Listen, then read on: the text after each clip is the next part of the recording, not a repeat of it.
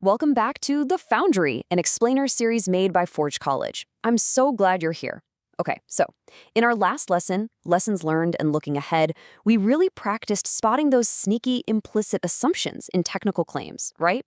Well, today, as part of our deep dive into the network and transactions in Bitcoin, we're taking that exact mindset and applying it to uncover how Bitcoin transactions actually travel across the globe. Let's get right into peer-to-peer network fundamentals.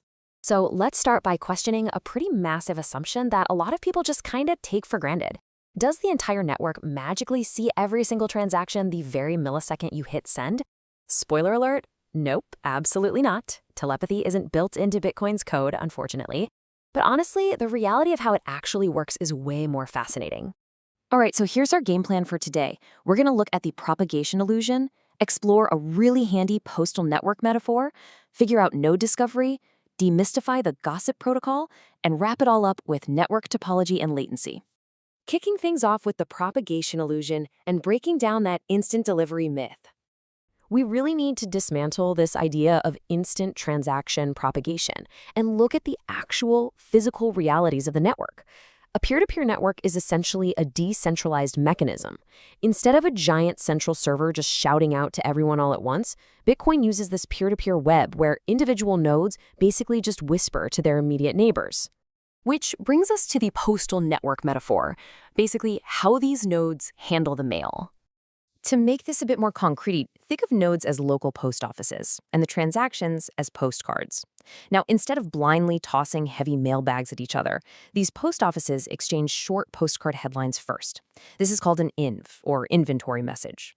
If the receiving post office actually wants the full postcard, it asks for it specifically with a getData message, and only then is the full transaction sent. It's a brilliant way to, check the headlines before you pay to ship a heavy mail bag, and it saves the network just massive amounts of bandwidth. But where do all these postcards actually sit while this is happening? Well, just like a real post office has a sorting room, each node maintains what's called a mempool.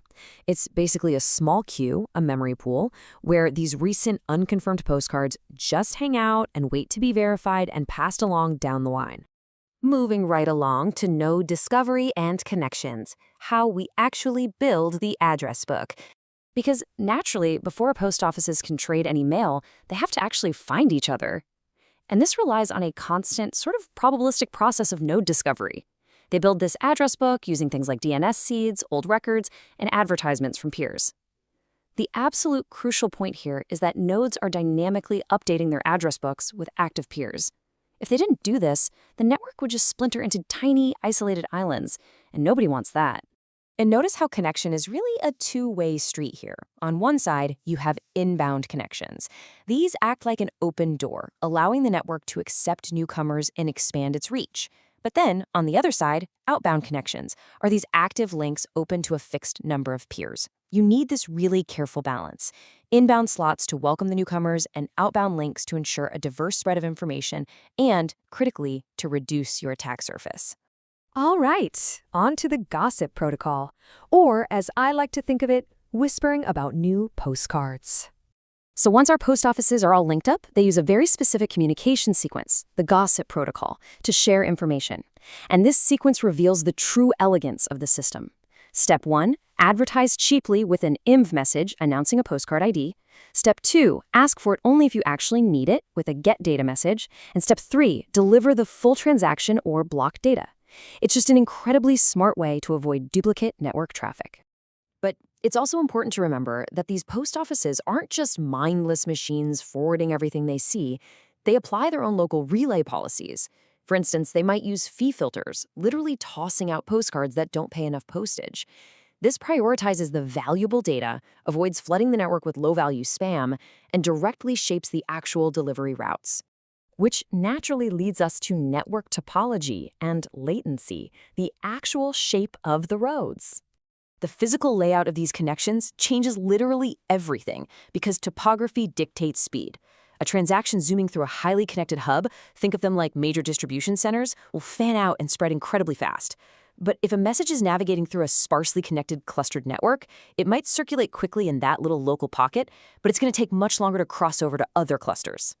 And because every single hop along those roads adds just a little bit of latency, empirical measurements show it actually takes seconds, sometimes even tens of seconds, for a transaction to reach the majority of the network.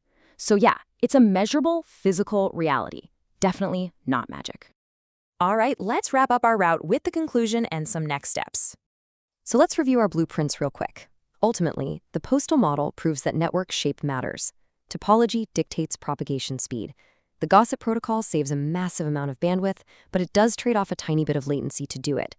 Propagation is a real physical process, which means, and this is key, identical transactions will absolutely appear at different times to different nodes. So, I'll leave you with this final puzzle to chew on. If every single node gets the postcard at a completely different time, who officially stamps it as approved? We are going to tackle exactly that in our very next explainer on the transaction lifecycle.